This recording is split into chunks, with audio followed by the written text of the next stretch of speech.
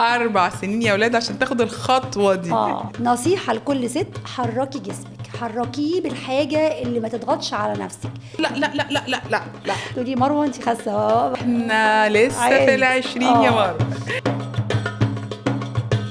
مساء الخير، ازيكم عاملين ايه؟ النهاردة حوار جديد وجميل ومختلف جدا. معانا كوتش مروة. ازيك؟ عاملة ايه؟ بخير الحمد لله. اخبارك ايه؟ كويسة؟ كله زي الفل الحمد لله. الحمد لله. مروة بنتي فنيا. مروة ممكن تكلميها عن نفسك؟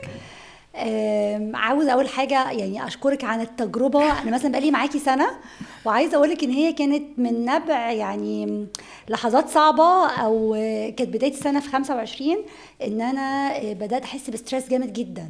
فقلت لا، انا عايزه اخرج من الاستريس، وفعلا على مدار السنه دي الموضوع ما كانش سهل، بس قدرت اتخلص منه مع الكلاسات بتاعتك يا عائشه. واو، ميرسي جدا بجد، حقيقي ثانك يو. وانا ممتنه طبعا لحضورك وان انتي موجوده معانا. ممكن تكلميني عن نفسك؟ طيب، انا مروه عامر، اخصائيه تغذيه من خلفيه رياضيه. الاول درست بيرسونال ترينر علشان امرن، يعني ابقى مدرب شخصي. المفروض ان انا دي تخصصي في الرياضه، وبعد كده درست التغذيه، ومفروض ان انا برضو الحالات اللي انا متخصصه فيها اللي هي حالات الرياضيين. يعني تغذيه رياضيين، بس اكشولي الواقع هي كلها سمنه ونحافه، وكلها اكشولي سمنه، يعني تخسيس عادي يعني. اوكي.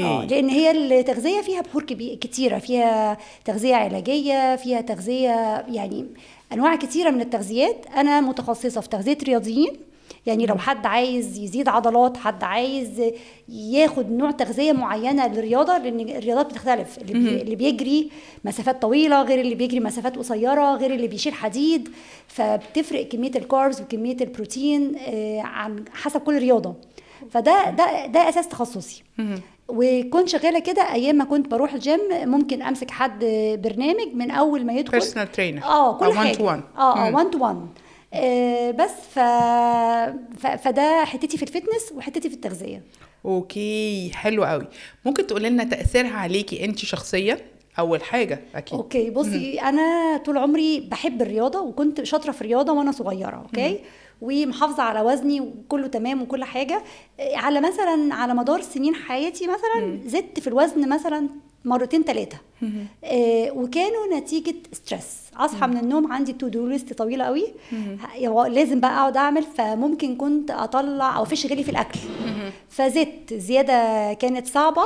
وحقيقي الفترة الأخرانية دي يعني طول عمري ما بعرف أنزل بسهولة.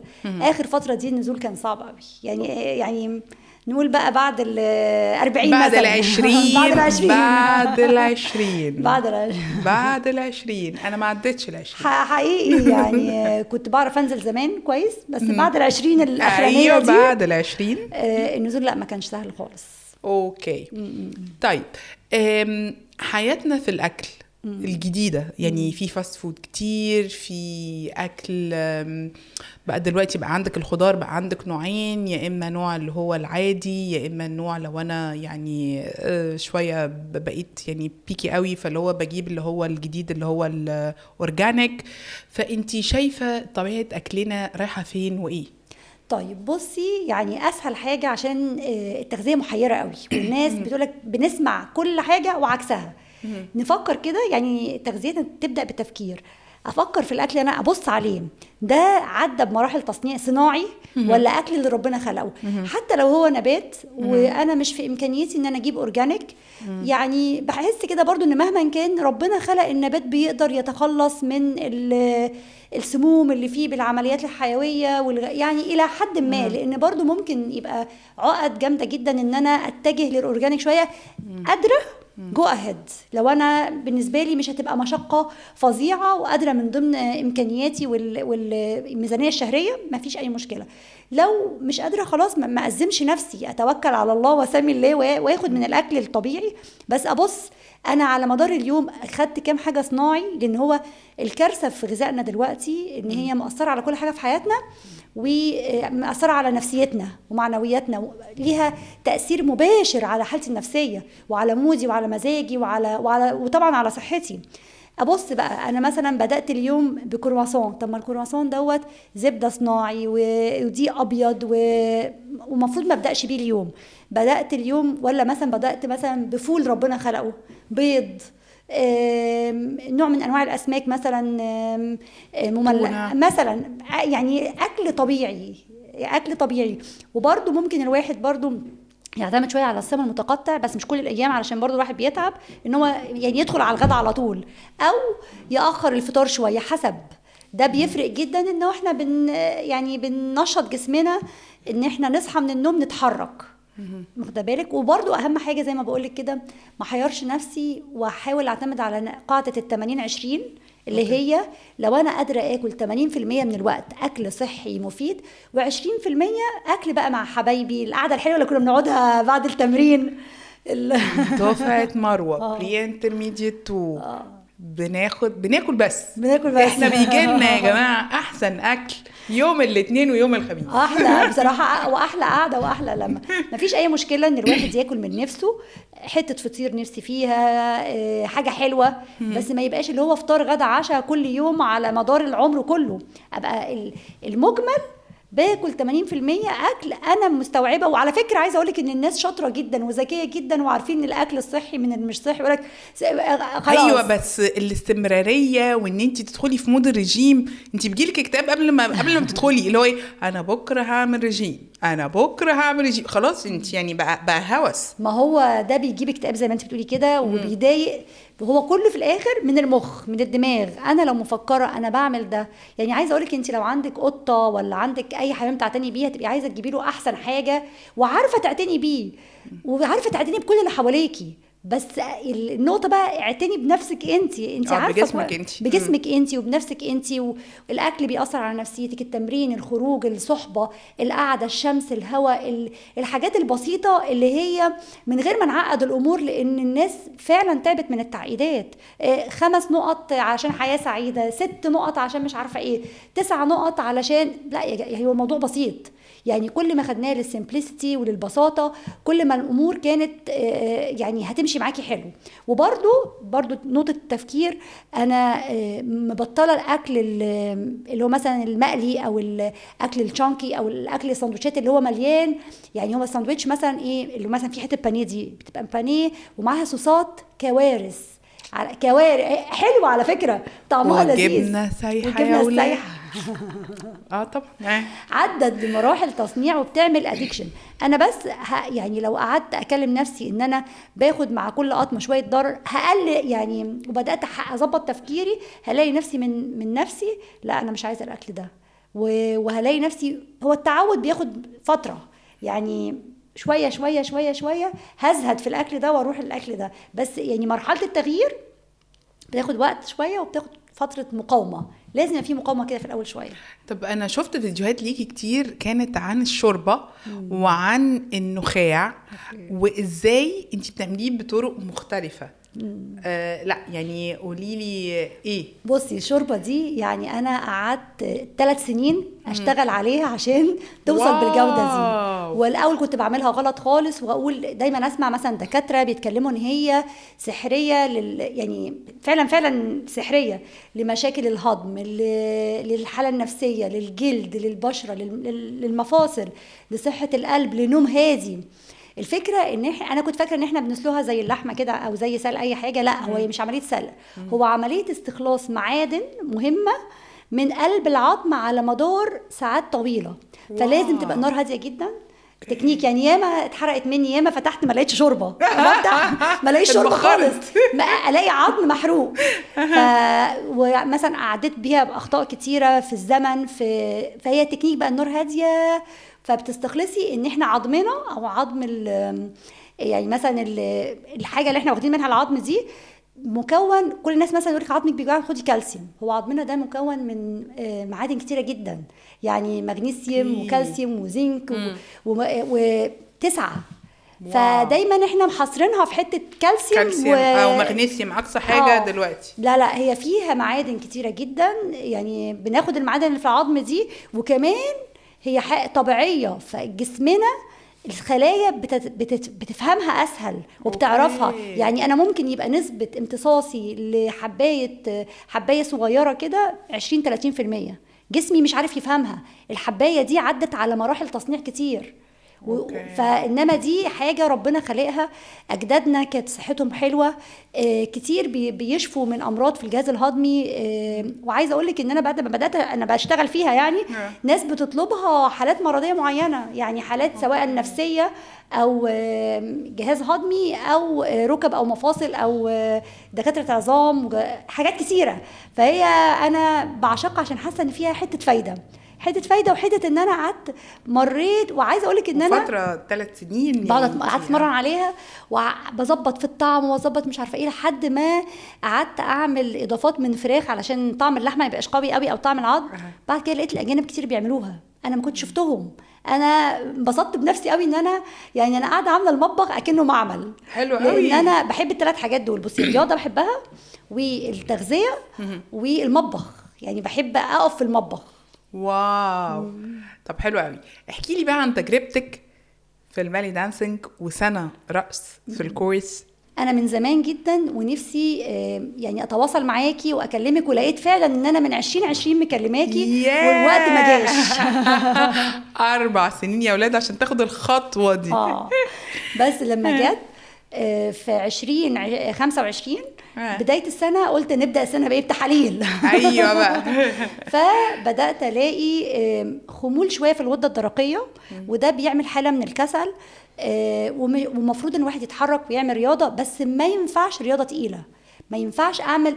يعني عايزه اقول لك ان انا بحب الرياضه وبحب اوزان، وكان عندي فتره من الفترات هوس ان انا اشيل اوزان عاليه، بس عقلت بعد كده قلت لا نحترم سننا عشان ما ينفعش بعد لا احنا لسه في ال20 يا مارو.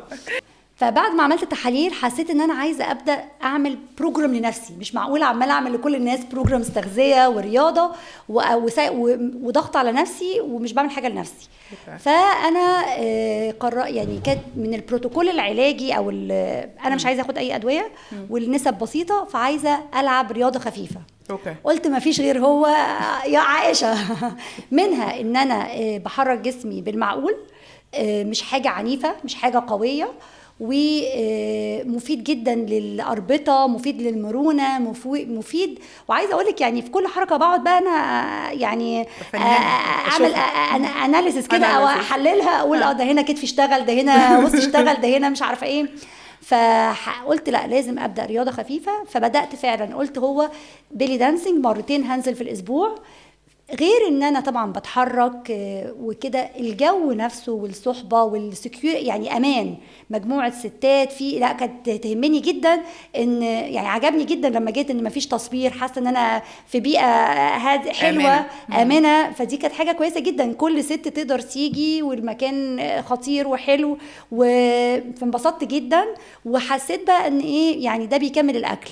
بدات اخد بالي ان انا اقلل المصنعات واخد ملح، يعني بعالج نفسي بالرأس يعني مع الرأس، يعني الاثنين ماشيين. وكنت كل ما تشوفيني في الاول لما كنا بنبدا الكلاس تقولي مروه انت تعبتي، كنت في الاول فعلا بعد 10 دقايق ايوه بالظبط اقعد لاني مش قادره. بعد جسمي تعود بقيت مثلا قادره 20 دقيقه بتعب، لحد ما بقيت اقدر اخلص الساعه كلها من غير ما اتعب. وهو ده التدريج في الرياضه يعني، وانا واخداه علاج جسماني ونفسي ومعنوي وكل حاجه، ومبسوطه وانا بعمله، مش حاسه بضغط على نفسي. حلو قوي. مروه قبل الكورس ومروه بعد الكورس ايه؟ بصي شكلا 15 كيلو. انت لسه بتقولي لي يعني على مدار 2025 وكنت كل ما اجي مثلا اغيب شويه واجي تقولي مروه انت خاسه، فرحانه قوي. ولا ايوه انا عايزه ده، انا شغاله على الموضوع ده. لا بس ده اهم حاجه، خلينا برضو نتكلم نكون صراحه. 15 كيلو هي بتعمل رجيم يا جماعه. لا هي محافظه في الاكل، مش 15 بس بالي دانسينج. لان الناس دايما بتفتكر ان بدل انا بلعب رياضه اكل اللي انا عايزاه. لا بصي يعني هو 80% من وزن جسمي هو من الاكل. الرياضة بتحسن المود، بتحسن العضلات، بتحسن الحرق، بتحسن الصحة، بحافظ على قلبي، بحافظ على هرموناتي. يعني فوائد الرياضة والحركة والبلي ده كل الحاجات دي أعلى بكتير من الخسسان. بس هو الخسسان هيجي من الأكل. الخسسان هيجي من الاكل مش هيجي من الحركه. لا الا بقى كنا لقينا لعيبه الكوره اختفوا، ده بيجري 90 دقيقه في الماتش وغير كده الاسبوع 3-4 ساعات هو بياكل على قد المجهود. فانا دلوقتي علشان اخس لازم اعمل عجز في السعرات. انا لو اتمرنت وكلت على قد التمرين مش هخس حاجه، يعني كلت نفس السعرات اللي انا محتاجاها، لازم اقلل شويه. وخلي بالك ان في ناس يقول لك احنا بناكل كل اللي نفسنا فيه ايوه مش حقيقي على فكره. تلاقيهم يعني قاطعين نفسهم دايت او او مثلا بياكلوا اللي نفسهم فيه مره في الاسبوع. يعني خلوا بالكم الناس بتخبي في حته الدايت دي، بيخبوا فعلا.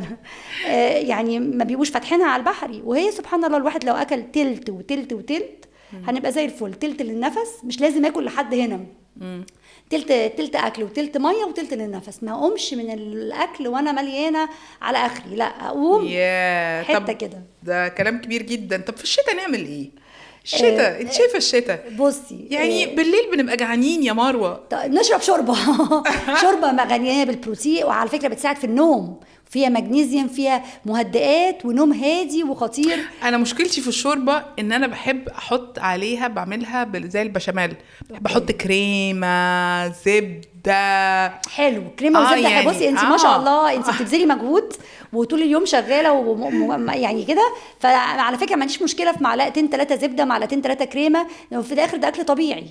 وفي الاخر انت عامله مجهود بدني، يعني انت عامله كذا يعني فاهمه زي انا عارفه المدربات بيبقوا عاملين ازاي. لا انت عامله، فانت ممكن لو هتحطي شويه زبده وكريمه خدي عادي، مش هيحصل حاجه، اكل صحي. بس ما يبقاش نشويات بقى عاليه، ما يبقاش شوكولاتات، ما يبقاش حلويات، ما يبقاش فشار.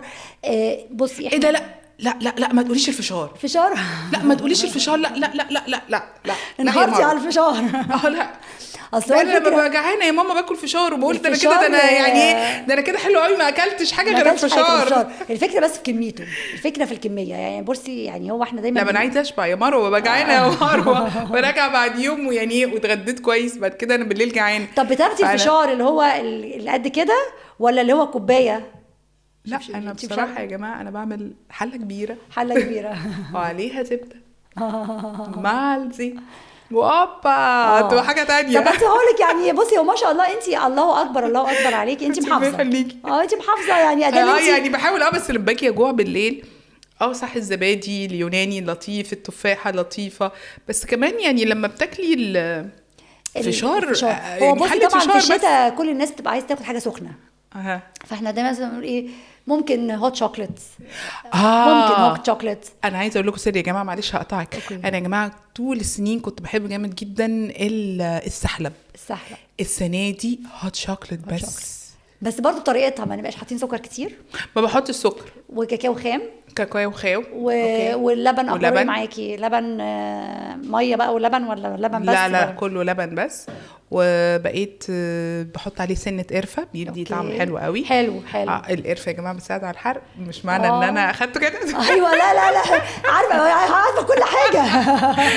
لا وكان في واحده قالت زي كريم كراميل او حاجات كده، فبقيت حطيت برضو معلقه كده بس ما حطيتش نشا بقى، يعني هما بيحط نشا، ما حطيتش نشا بصراحه. حلو، لا كده تمام، كده انت في التمام، كده انت سليم الحمد لله. طب حلو جدا. طيب تقدري تنصحي الستات بايه اللي ما بتحبش عامه الرياضه، او اللي قررت ان هي تخس، او اللي قررت ان هي تبدا حاجه جديده زي ما انتي بداتي؟ كان نفسك في حاجه بقالك 4 سنين وبعد كده في 2025 عملتيها ايه؟ بصي اول حاجه تبدا تحب نفسها، دي اول حاجه. وتختار، يعني انا زي ما بقولك عديت على رياضات كتيره، حسيت انا الوقت ده هو جاي معايا بيلي دانسينج، فعايزه حاجه خفيفه، عايزه اقولك ان انا كنت منبسط جدا في كلاس سواء قبل او بعد الاسترتشات، الديب ستريتشنج اللي كنا بنعمله ده. وبرده كان موصوف لي كل الاسترتشات دي، كانت موصوفه لي علشان يعني عايزه اقول لك ان انا يعني مع البيلي دانسينج اتحسنت في حاجات كتير جدا في صحتي. انا كنت برده رجليا بتوجعني من تحت، مشط رجليا، فبنعمل استرتش عندك في الكلاس. هو الدكتور قال لي اعمليه، هو لان انت في اول السنه كانت لوجي باليه كانت هي اللي موجوده معانا، فكانت كل حركات الباليه كلها خطيره. فهو انت لازم تحركي جسمك، ما ينفعش. احنا ربنا خلقنا عشان نصحى نقوم نسعى في الارض.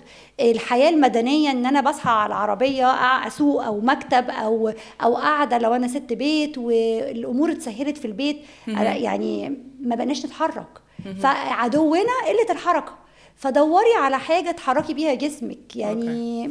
فانا 25 لا ومكمله 26. اوعوا ايوه بقى، لا الفتره اللي جايه دي انا مظبطه نفسي. لا انا عارفه ان انت عندك بيجينرز، انترميديت، بري انترميديت 2 ادفانس. لا احنا لسه عندنا يعني فولكلور كمان. حلو قوي. لا انا عايزه اخد ستيب باي ستيب كده، لان هو في الاخر احنا جسمنا لازم يتحرك. يوز ات اور لوز ات. عضلاتنا واوتارنا والتندونز والمفاصل if we are not going to use it، لو مش بستخدمها I'm going to lose it. استخدم عضلاتي. وانا يعني هو دايما البيلي دانسينج والرقص الشرقي كان بيروح دايما لحته يقول لك ده هو شويه كارديو. لا لكن I'm using my muscles. يعني وانا واقفه بنعمل اي حركه ريبيتيشن او كده، لا انا حاسه بالجلوتس، حاسه ان انا واقفه على رجل واحده وبشتغل على الرجل الثانيه، حاسه ان انا لازم الرجل دي تبقى قويه. لازم تبقى عشان ارفع كتفي وارفع ايدي لازم الكتف يبقى قوي. فهو لا I'm using my muscles. بستخدم وزن جسمي، يعني ممكن ما يبقاش سترينث اللي هو القوه، لكن انا بستخدم قوه في عضلاتي برضو. يعني عشان اقدر اتحرك. ما هو الحركه دي كلها جايه من العضلات. نصيحه لكل ست، حركي جسمك، حركيه بالحاجه اللي ما تضغطش على نفسك. قادره دلوقتي تنزلي تروحي كلاس، تشتركي مع مجموعه، ده هيساعد طبعا انك يعني تخلي انت قاعده مع 15-20 ست كلهم جايين مي تايم. انا كنت بقول انا بعمل لكل حد حاجه، انا عايزه بقى وقت ليا انا. فانا رايحه الكلاس بتاع عائشه، ده الوقت بتاعي انا، لازم استخلصه. انا لو ما قطعتوش كده من يومي مش هيتقطع. فلازم ألزم نفسي بحاجه واجري، لان هقعد اعمل لكل حواليا وهتنسي نفسك. فانت يعني اولوياتك. وفي التغذيه نبعد عن المصنعات، يعني قدر المستطاع كلنا عارفين وكلنا شاطرين واذكياء وفاهمين. يعني ابص للحاجه اللي ربنا خلقها الطبيعيه، وربنا رحيم بينا. يعني حتى الخيار لو مش اورجانيك هيبقى احسن برضو من اي حاجه مصنعه. بس كده. عايزين نعرف بقى ايه الحركه الصعبه اللي انت كنت شايفاها قبل الكورس صعبه وبعد كده بعد ما جيتي لقيتيها سهله؟ بصي، هو في حركات عرفت نقطة ضعفي أنا فيها. أي حاجة فيها كتاف، أنا كتافي وجعاني. يعني دي أنا اكتشفت إن أنا لا محتاجة أشتغل على أكتاف. يعني ما بقدرش أرفع إيدي فترة طويلة. وكنت دايما وانتي بتشتغلي عايزة أقولك إيه، هو أنا مش عايز، أنا مش قادر. لا لازم يبقى فيا. يعني بدأت أتحسن طبعا في الحركات. وفي حركات طبعا صعبة لسه، ما أنا لسه في اللي هو بري انترميديت، لسه في المستوى. بس اللي انا عايزه اقوله ان انا لقيت نفسي لا بتحسن. اي حد شافني لا ده انت ايه ده، انت شاطره، انت بتعملي ايه؟ اقول لهم لا انا باخد كورس، انا بتعلم الحركات دي. لا يعني كذا حركه من حركات الاكتاف، الايدين لا مش قادره يعني. فحسيت ان انا لازم اعالج ان العضلات دي ضعيفه وعندي يعني وبرده ممكن كانت تبقى من الغده الدرقيه. دايما الاكتاف دايما بتوجع او حاجه الشيل او اي حاجه زي، بس انا مش بشيل بس. فعرفت النقطه دي عندي وبدات تتحسن يعني بالتمرين البسيط الصغير. مثلا نعملها كذا مره بدات تتحسن جدا. حركات ايه تاني؟ حركات اللي برضو محتاجه الكور. البطن لا محتاجه تمرين جامد جدا. البطن محتاجه يعني تمرين على الحركه نفسها. لا حركات البطن برضو صعبه قوي عايزه وقت شويه. وبرضو يعني واهم حاجه البراكتس طبعا براكتس. ودايما انا بقى بقول عشان بحلل دايما اقول الحاجات دي هتخلي اللي هو البلفيك بتاعنا او اللي هو الديب ماسلز اللي هي ماسكه الاورجنز هتبقى قويه جدا. يعني حبايبي مع كبار السن كان مثلا يقول لك ايه يعني حصل انفصال عضلي او حصل حاجه الاورجنز، لا دي هتحافظ ان بطنك تبقى دايما ممشوقه، ظهرك كويس، يعني كل حاجه. فحركات البطن والاكتاف دول لازم اركز فيهم. ثانك يو ميرسي جدا جدا جدا على حضورك، وميرسي جدا ان انتي سنه معايا، وان شاء الله السنين اللي جايه كمان ونطلع لغايه الادفانس. ثانك يو يا مروه. وانا ثانك يو والله يا عائشه على الضحكه الحلوه وعلى الروح الحلوه وعلى الطاقه اللي بتديها لنا وعلى السلام الداخلي اللي بتنشريه حواليكي كله. ثانك يو والله حبيبتي، ربنا يخليكي. ميرسي جدا. ثانك يو.